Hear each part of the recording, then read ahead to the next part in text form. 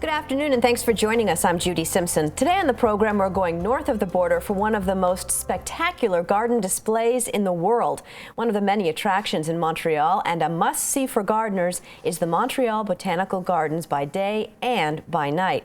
With us this afternoon is a frequent contributor to Across the Fence, UVM horticulture specialist, Leonard Perry. Great to see you again. This is always one of my favorite tours. It is always fun because it's just so colorful going up to Montreal, and you're right, it is one of the top botanic gardens in the world. Kew in England and London's probably the only one as far as botanic gardens go, as far as ratings better. But this one has in Montreal about 100 acres. It's kind of like a long rectangle. It takes over a half hour to walk from one corner to the other in the far corner. It's just so many dozens of types of gardens, 11 conservatories, some very special major gardens, one for the First Nations of Canada, the peoples of that.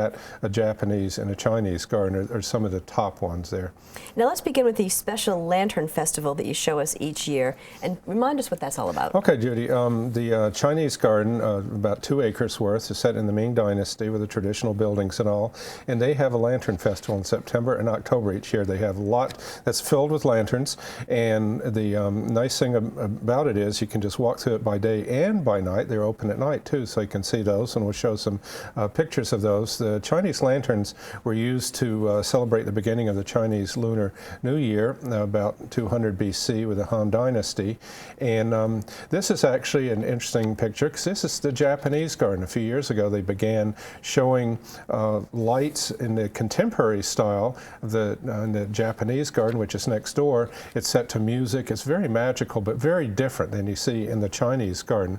Of course, this is the traditional lantern like people imagine and say that's nice, and you know, it's very colorful. They're all different, and here's a whole row of them, which is pretty impressive. You can look at the different ones, but what makes this special is the very different lanterns, and these are actually lit. These are lanterns, and they're actually designed in Montreal the year out. They're made the previous year in China, then shipped over and assembled for this September-October festival, and that's the entrance to the garden this year. That's a peacock by day. And then you can see at night, it really just glows. So very different. In the day you can see a lot more detail. At night, of course, you see all the glowing. And we'll just take a look at some of the different scenes. Here's a couple making merry and drumming and dancing there. And there's some pandas, which are very cute, you know, just by day to see those. And then at night, they just really glow, and their bamboo stalks glow. And again, LED lights, just thousands throughout in all these different lantern displays. This was also at the entrance this year, a dragon and some plants, banana plants in the background. But by day, you can see the detail. But look at that by night. It's just incredible. It looks like it's alive and going to attack you. But that's just, again, one of the lanterns. Vases were prominent, and that told a story. And the entrance, they had some vases, again, by day. And then by night, and it's interesting because it looks like some of these they do like this. You can see that the day they're on supports, but by night it looks like they're floating in the air, which is pretty special. And then as you enter the little courtyard that's entrance to the garden, here are some people celebrating the new year, making noise and acrobats and so forth on daytime, and then you see at night they just really glow. Again, all those LED lights here at the Chinese Lantern Festival. Again, celebrating the New Year, Lunar New Year in China, and then just some people in the pond. There's a big pond in the center of the garden, and they put displays in that. And then there was the lion dance. There's this actually not a person, but it's set up to look like people dressed in a lion costume. The lion dance is very prominent because it's supposed to ward off evil spirits and bring good fortune to business. So very typical for the celebrations for the Chinese New Year. So you saw a couple of renditions of that, and again by night, all lit up.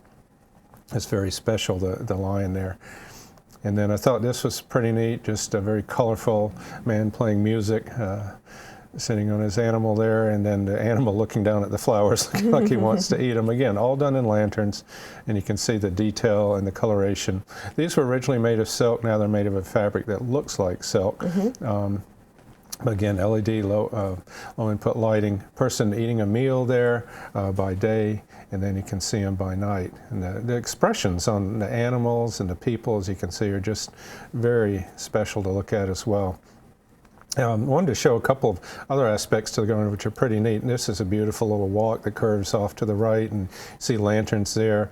But notice the length of that walk, and you see the pattern in the walk. Well, we'll take a close-up look at that pattern. Those are all stones. Now, remember when they were making this garden about 20 years ago, and they had these Chinese artisans over, they would set those with their hands one by one. That whole long stone walk and the design, just amazing, the number of days it took these people to just do that kind of design. Yeah, that's the kind of detail that you find in a lot of these gardens.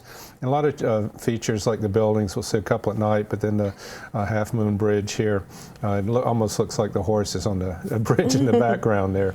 Exactly. Now, I guess each festival has a different theme. What's the theme this year? Okay, again, it celebrates the Chinese New Year and how people in the southern province of Guangxi might celebrate that. So we saw the lion dance earlier, and we'll take a look at some more pictures. The main part of the pond this year celebrates another legend. You have a sea monster on the left we'll take a look at called Nian, and that would come out at the end of the year and attack the villagers. And so it didn't like light, it didn't like the color red, and it didn't like noise. Hence, some of the traditions you find in the New Year, firecrackers that make light and noise, red banners and candlelights that scared it off. Well, it fled, and on the right is the celestial archer that shot it down with an arrow. So that's what that depicts, and we'll take a close-up look. Oh, look at that. At the whole scene at night. Again, the thing I like about this big pond is it's so still. You can see that reflection. It doubles the effect, which is just, it really glows at night. And then there's that close-up of that sea monster. Again, a lot of, it's just very intricate detail, and all those flames coming off the back. And then at night, just the coloration on that and the bright colors, you know, like it's coming out of the waves there. Another part of the culture in the Guangxi southern province is on the Li River between the peaks. Fishermen would go out at dusk with their lanterns, and that's what this depicts. They'd use cormorants, as you see on the back, and they'd actually, it's interesting, would tie a string around the neck loosely so that they could swallow a fish, small fish, but the big fish they couldn't, and then they drop them in the basket. That's how the fishermen use. They actually did that, but now they don't with the commercial fishing, but it is one of the traditions of that province, which that depicts. And then more of the fishing, the birds, the merrymakers. You see that, again, that lion face. And then at night, you see one of the pagodas in the back, towers in the back, very typical of the Ming type architecture, kind of turned up on the tips there, but all lit up at night, very pretty. More merrymakers making the noise with the drums here, and again the lion faces, and again at night with that reflection. The interesting thing in the back is that mountain in the garden that they created, all lit up at night too. It just looks like it's almost on fire, and that's pretty neat. And then a close-up at night of one of these lion faces. Just really huge, and you can get right up near it too and see the details and get pictures like this. And then by day, so you can see a bit more detail with the paintings in it, but again, very different by day and night. This Lantern Festival, and again, it's probably the largest, as is this Chinese garden outside of China in the world. Well, it's a great way to learn about Chinese culture and history and so forth, but remind us some of the other previous themes that have been there. Right, Judy, as you mentioned earlier, there are different themes each year, so I brought a few pictures just to show an example of the type things that you might see in years past. So one of the years they had was depicting the southern Yunnan province, the rainforest. You don't think of rainforest, and at least I don't in China, but they really have some there, and they're doing conservation efforts. So this year they had this, it depicted that, and you could learn all about it. This year it's interesting, it's pretty much green during the day, but you can see at night, it just, and with that reflection, it really glowed. In this year, they had celebrated the Admiral Zhang He, who was a famous naval explorer in the early Ming Dynasty in the early 1400s, and he went all over and brought back much to China, including a giraffe, hence the giraffe there. Really? And they thought, they had never seen that. They thought it was some sacred animal, so they worshipped it, and there are his boats in the background. But it's very interesting to learn all about his expeditions and, you know, how Chinese came to have a lot. This year, they had the first emperor of China, Qin Shi Huang, who was the first of about 400 emperors they had, and he came to the throne in about 200 BC. And his legacy is the terracotta warriors that they found actually and excavated in 1980. And today you can actually see in Xi'an in China, and you know, they date back to this period. And here he is coming back from battle with his horses. This was, I think, in many years, one of the more dramatic, because they had his whole army out there in the pond, and it was just incredible to see all the horses and soldiers and him riding back, you know, triumphant in his chariot.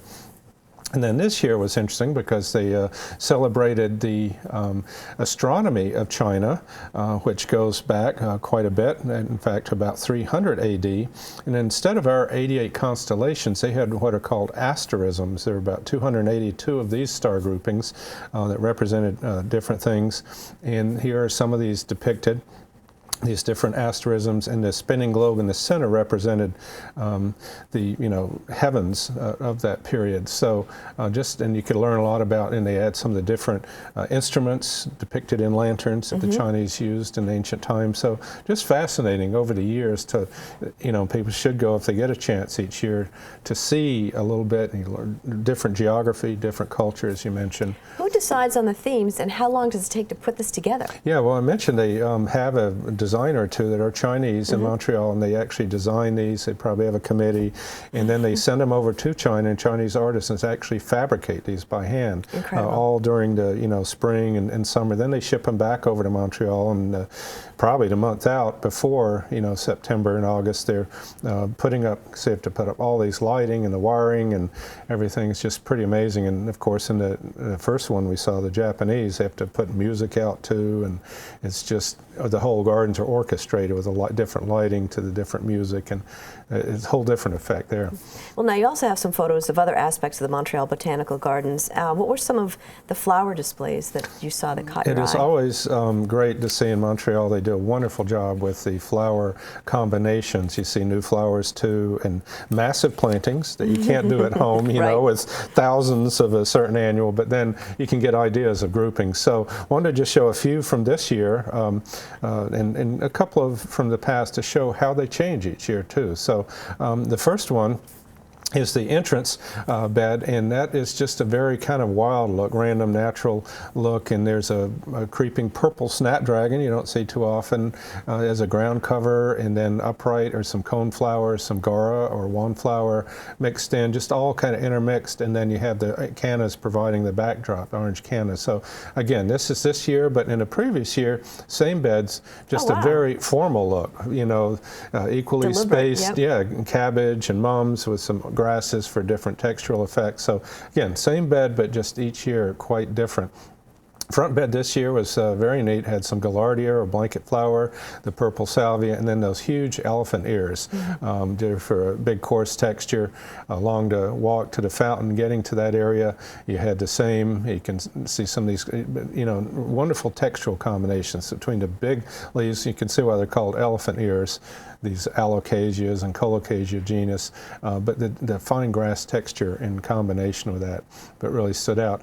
Behind the restaurant is this walk, and this year they had this beautiful, it's called Amazon Mist. It's sedge grass, which is the main thing, and then down the center they had some purple verbena and some more of the spurge. This is the white spurge called glitz. There are many different spurges people may know out there that you can buy for your own garden. But I thought that theme was pretty neat. But in a previous year, totally different. Wow. You had the primary colors there, the red, the yellow, and the blue from the red celosia, the zinnias, and then the purple upright salvia. So just a nice effect there. The Chinese garden, you had just a wonderful walk with hostas and ligularia on each side. latte, just kind of repeating that theme there. Entrance to the garden, you had this ground cover, this sedum lemon ball, which is just stunning, it just all over the ground. Yellow black-eyed Susan vine with a yellow cannas, just a nice combination of yellows. Spilling out of a pot, an Orange Wonder version of that same Thunbergia, or black-eyed Susan vine, and a simple arrangement, a petunia latte, one of the new petunias, but just in a pot with the rocks. Can be very simple. And finally, some red New Guinea impatiens and a exotic red powder puff in the middle of that.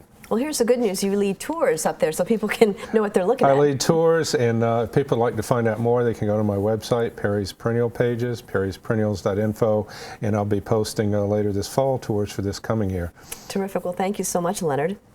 That's our program for today. I'm Judy Simpson. We'll see you again next time on Across the Fence.